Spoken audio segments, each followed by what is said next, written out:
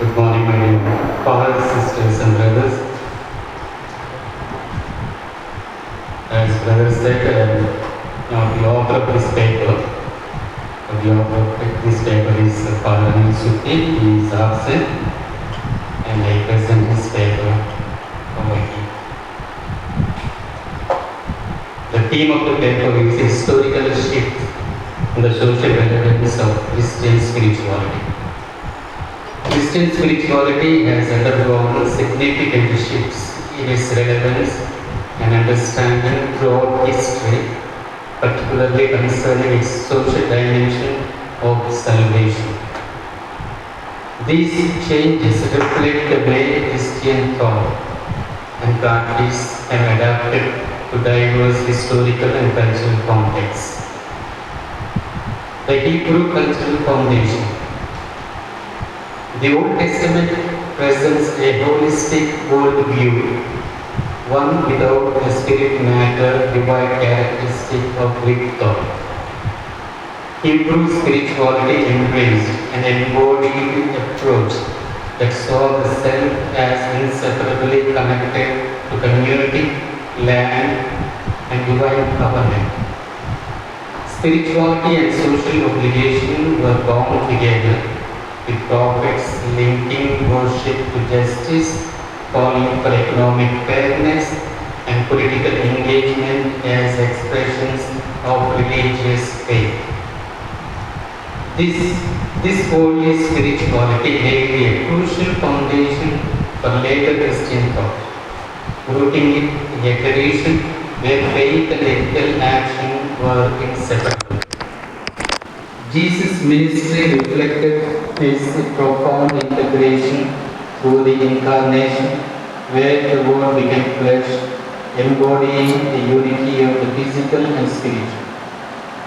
His actions healing the sick, advocating for the marginalized, and calling for economic sharing emphasized a kingdom present within the here and now, a reality where social justice and spiritual transformation coexisted.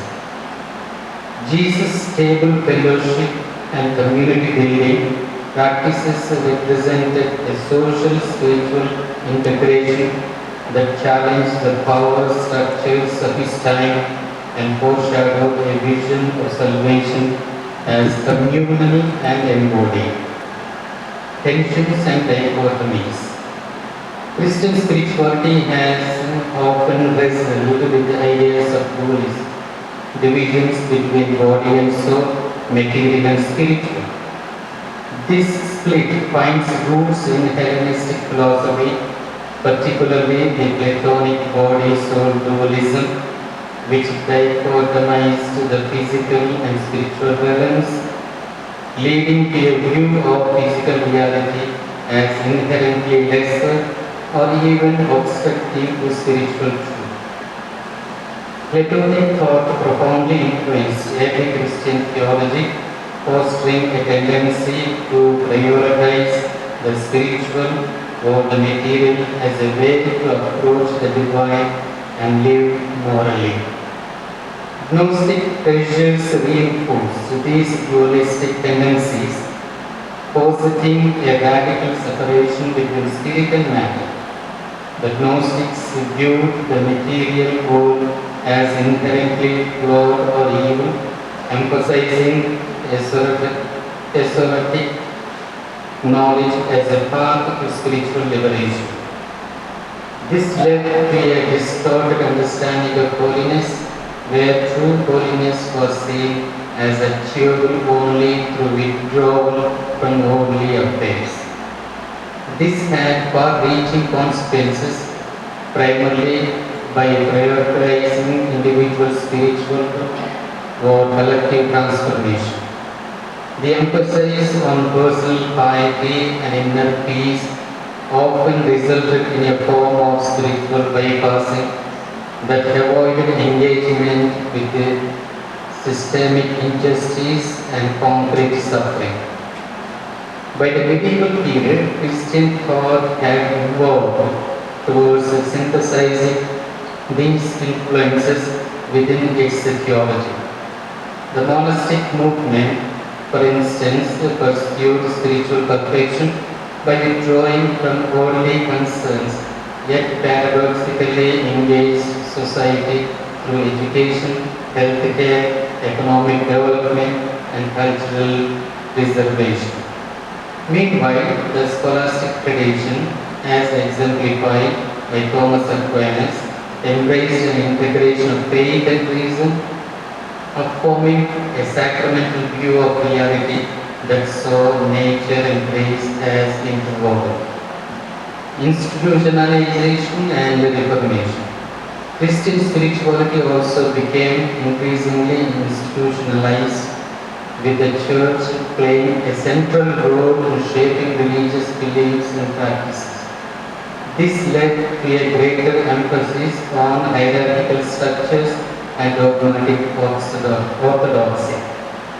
The Church often justified the existing social order based on divine authority, creating a tension between the individualistic and social dimensions of Christian spirituality, with the latter often being subordinated to the former. The Protestant Reformation challenged the authority of the Catholic Church, emphasizing the importance of individual faith and personal relationship with God. However, the Reformation also had a significant impact on social reform, with many Protestant leaders advocating for social justice and the improvement of society. This reflected a renewed emphasis on the social dimension of Christian spirituality. The Catholic Counter-Reformation responded to the Protestant challenge by emphasizing the importance of the Church as a mediator between God and humanity. This led to a renewed emphasis on the institutional dimension of Christian spirituality, while also acknowledging the importance of individual piety and social responsibility. Contemporary dichotomies. In contemporary Christianity, tensions often arise between individualistic and social interpretations of spirituality. An emphasis on personal salvation and private morality can sometimes lead to a retreat from social concerns, creating a narrow, inward-focused spirituality. By privileging individual agency, traditional spirituality neglected the crucial role of organized action and collective power in achieving social change. Additionally, the focus on immediate feel-good solutions and individual charity distracted from the need for deeper structured change, leaving root causes of oppression untouched. Conversely, the social gospel movement emerged as a collective, prioritizing collective transformation and structural change. Another dichotomy involves focus on the afterlife versus the present world. Another worldly spirituality can foster escapism, devaluing social and environmental responsibilities. On the other hand, an emphasis solely on these worldly issues might lead to neglect of the transcendent aspect of faith. Balancing these perspectives allows for a kingdom vision that addresses both immediate social needs and the eschatological hope that transcends the present moment towards an integrated spirituality. An integrated spirituality draws on the incarnational principle, seeing divine and human, material and spiritual as interconnected. This sacramental view acknowledges creation as imbued with a divine presence and purpose. Similarly, the already noted kingdom vision holds the tension between present and future, inspiring both personal and social transformation. The call to integrate justice with spirituality and to view creation care as a sacred duty reflects a holistic approach where spirituality pervades all of life. In church life, the integration of worship and justice creates a liturgical commitment to economic, environmental, and political issues. Community formation extends beyond individual salvation, fostering alternative economic practices and social justice initiatives. The church becomes a witness to holistic salvation, embodying values that bridge the sacred and secular. Practically, integrated spirituality is lived out through community where contemplation and action merge. Social justice becomes a spiritual practice and political engagement is seen as part of discipleship. Creation care too becomes an act of worship, honoring the body-soul unity and treating material life as sacred. The integration of faith and action in the world brings historical realities into conversation with spiritual growth, redefining mission and purpose. Modern spiritual practice calls for contemplative activism, embodied spirituality, and community-based disciplines that root personal growth in social awareness. Justice-oriented prayer and community discernment enable believers to act meaningfully in the world, seeing spirituality as a force for societal transformation. Holistic formation connects body and spirit, fostering political awareness and environmental responsibility within spiritual practices. Contemplative activism and justice-oriented prayer transform believers and prepare them for socially engaged spirituality and environmental stewardship.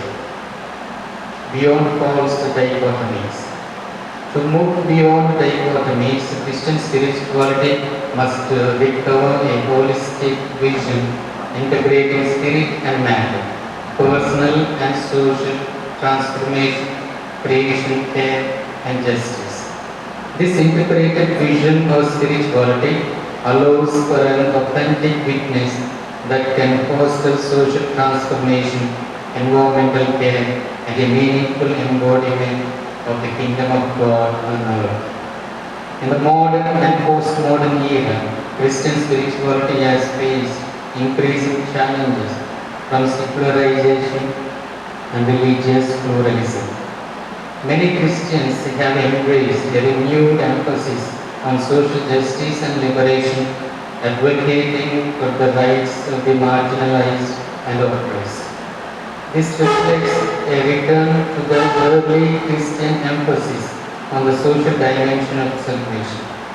Engagement in interfaith dialogue and cooperation also reflects a recognition of the common human values that unite people of different religious traditions. Ultimately, the relevance of Christian spirituality continues to evolve as it grapples with the tension between individualistic and social understandings of salvation. By recovering a holistic vision that integrates the material and spiritual, the personal and the communal, Christian spirituality can become a transformative force, fostering social change, environmental stewardship, and the embodiment of God's kingdom on earth. Thank you.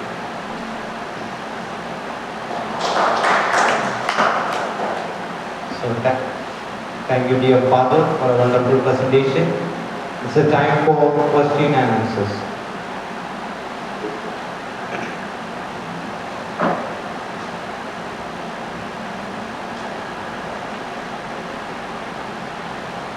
Since the author is not here, we'll discuss together.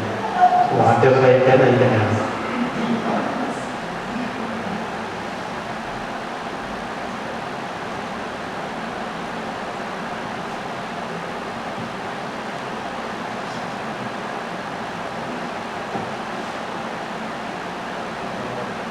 you, God.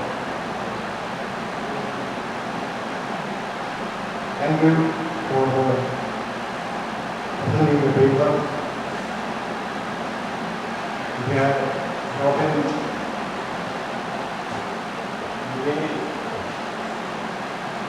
the way the spirituality has progressed to ups and downs. In the time of Christ, there was an integration of individual and social. That was absent later on. This way of distinguishing and separating the material from the spiritual, that continued for a longer time. Long time, that is to say until the time of Vatican II.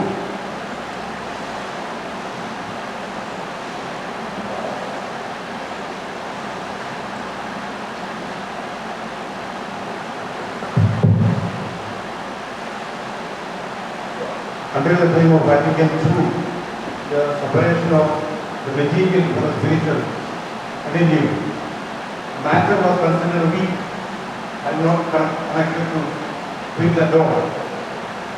This tendency, according to what you have read and what you have mentioned, is now about to be overcome because of the influence of Vatican II. How far has it succeeded? What is your impression? That is, matter and spirit as not two opposite principles serving one, you must go against the other. If you want to serve the spirit, you must go against the matter. If you want to go to have salvation, you must fight against the world. That was the matter, spirit, division. Now that is over with the Vatican II. But then how far is it realized in our normal future understanding in spiritual life and our Christian life? As far as I understand, it's going on. The concept of spirituality not as an abstract one, but also concrete, where everyone is involved and we, the part of the society, and it should begin or for the society. The society understands the matter, and as according to the paper, the dualistic understanding also expressed here. So it's going on, and how far it has reached exactly I cannot say, but the importance is given. Importance is given through everything, and also we have the encyclicals about nature also, human beings, the nature, and everything will help us to attain this spirituality and reach God.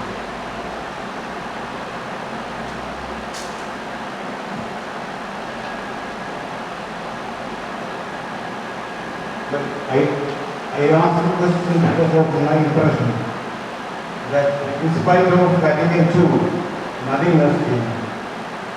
The matter spirit division is still continuing. Matter as integrated with the spirit is not part of our normal thinking and normal prayer. This activity of social action is considered social work. Social work is not connected to spirituality. Father superior and mother superior will find fault for going for social work and not coming for prayer. Social work is not prayer. So you should pray. Only then you can be religious. That is division. So the old division, the platonic division is still continuing in the way our religious orders are running. So that is my impression. I may be contradicting you wrongly, I do not know. But my impression is this. I would like to see what others think about it. As far as I understand, it is not fully correct, because all the religious congregations and the dioceses also have social activities, and they are engaged part of the time for the social welfare activities, and they are going to the people and working for them. And some sisters or priests are also engaged in this work. They are not completely away and not completely neglecting or avoiding, but they are also involved. And as I said, after the Second Vatican Council, a lot of understanding is created, but work is being done. But may not be satisfactorily, but it's being done.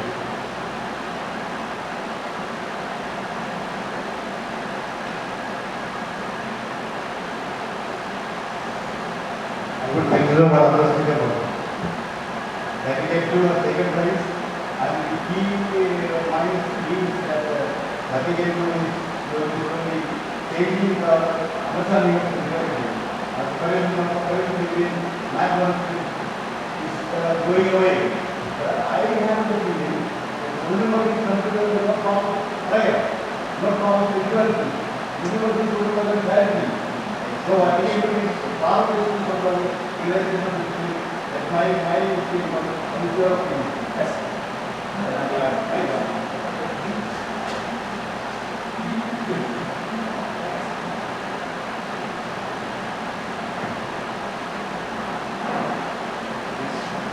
The dichotomy that other seems to be presenting is not there in practice.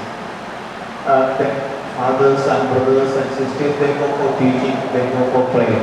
There is no strict dichotomy in practice. Logically, you can talk about the dichotomy, but that's what from time immemorial, this is what is happening. So both prayer and social life flows out of our spirituality. I mean, our spiritual exercises. There's no strict dichotomy as is present in the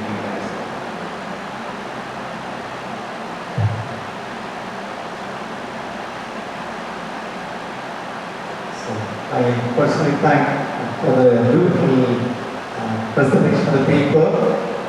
And coming to the point of the spirituality, in line with our Sebastian argument, Vatican has been so open that spirituality must be interpolated with the social activities. Our spirituality should not remain alone, away from our social nature. But still it is not being realized. Still it is not being realized. Therefore, the still spirituality does not hold on to society today. The spirituality is only maybe a way of prayer or maybe a modality in our liturgical character. But it is not involved itself in the social characteristics. That is why still a cry for the social transformation is still a need of the church today. Therefore, Father Sunit has presented a spirituality that enholds every characteristic of the Christian principle must also flow in line with the social characteristic. We should not remain alone, away from a social need of the present society. Therefore, our spirituality, maybe a Christian attitude, must connected to the social needs of. Many times, as Father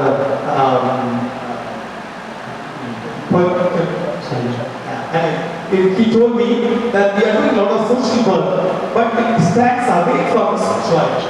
Therefore, my wish is that our social activities must also be interpolated with the spiritual activities, and that will be there. Maybe that will be new idea that we need to rework on it, and we have to put both the spiritual work and the social work together, and there maybe a churches like Indian churches will still flourish to a fuller nature.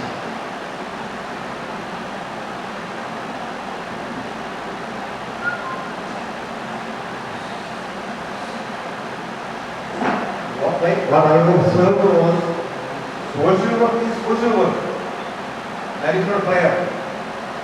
Prayer is what you do in the chapel and in the meditation hall. That is two different things. They are not connected. Social work for Jesus, for the Samaritan's activity, was not social work. It was for him more than the Levite priest going to pray.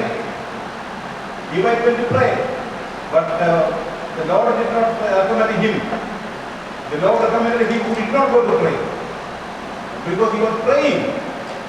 The activity of the Samaritan is prayer. So, social work is prayer. Social work is not something additionally to spirituality that you do. That is the position which I come to when I hear that the matter spirit distinction is overcome. And it is overcome when you are serving the spirit or you are praying when you see Jesus in the eye of the other. It is not required that you should go before the tabernacle to be in the moment of prayer. Just before the other, the cry of the other, you can be spiritual when you are becoming the presence of Jesus there. To become the presence of Jesus, that I think is a prayer action. That I think is a spiritual activity. But it is not recognized as spiritual action by most of the religious congregations. And the mother superiors and father superiors will say, you must do social action. But come and pray. That is what is important. But you are praying and you are making Jesus present. When you look at the eyes of a poor man and a sad man, a suffering person, Jesus is being present through you, in you, and that must be recognized for its value. It is not being done now. We have pure, we have spirituality, we have prayer. Both are there. That is not what I mean. So it depends upon the person how he looks at it. So the activity of the Good Samaritan is a social work or the prayer. So it's a question. Yeah, some take as a prayer, some take as a social activity. Everybody think up now. Yeah, and it depends upon the individual institutes how they look at it and take it. Concerning what Sebastian was saying, we are the followers of Jesus. Jesus prayed. Jesus also served. Give the mic, please. Prayer and work, they have to go together. Faith and work has to go together. Prayer has to be there because we are baptized in Jesus. Jesus himself prayed.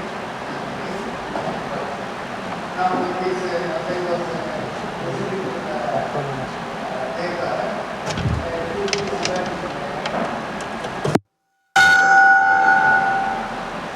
one is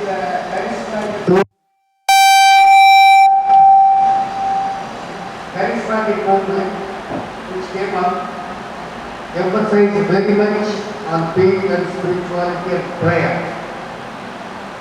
It almost got people away from the social dimension of life. And so it was all faith, come together, pray, everything will be done. So there was a charismatic. So that is one dimension of life, it is not the whole life. We can certainly, we perhaps need charismatic prayer, sometime or other, charismatic and so on. Now the other side, liberation theology came. Liberation theology from South America, there was a holistic theology trying to bring in the social dimension of our spirituality. So the liberation means overall liberation, not only the soul. And you may know we had a problem with Vatican because Vatican said we are supposed to be concerned about souls first.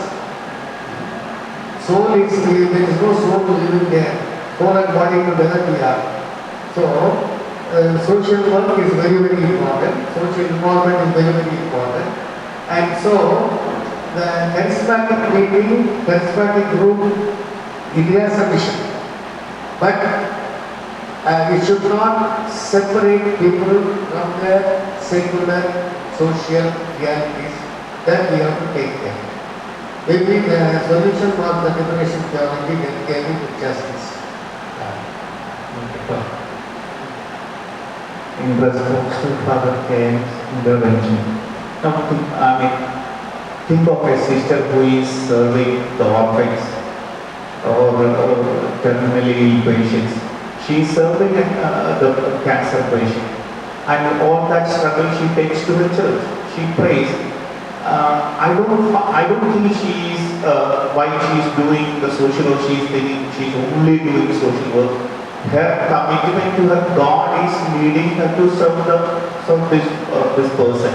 And all the struggles that she undergoes will take her to the chapel. This, again, what I see is, for them, service flows out of prayer, and prayer is required for their service. They don't, in their life, they don't see that dichotomy. When we say social work is prayer, it's as if, why should we do away with prayer? Social service is flowing out of prayer. Prayer is required, social service is required, and the life of any religious, other than those who are too much contemplative and all that, this is happening very spontaneously actually. Think of an ordinary mother. She prays a lot, but also she is involved in the struggles of her family.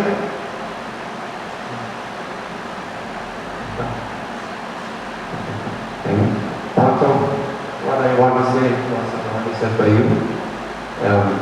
We cannot separate work and prayer, or social work and spirituality.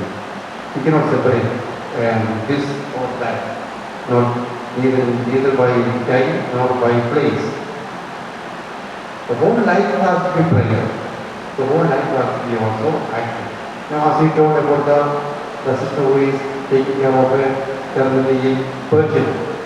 I know somebody has shared with me that when you have to do some very difficult, repulsive work, what motivates them is the first thing that touches them.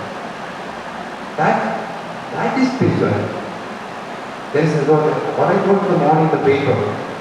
If our work is inspired by the word, then I think it's a prayer or prayer. With Samaritans, you cannot say whether the Samaritan is a prayer or work, social work. They had to go beyond the either pattern of thinking this or that.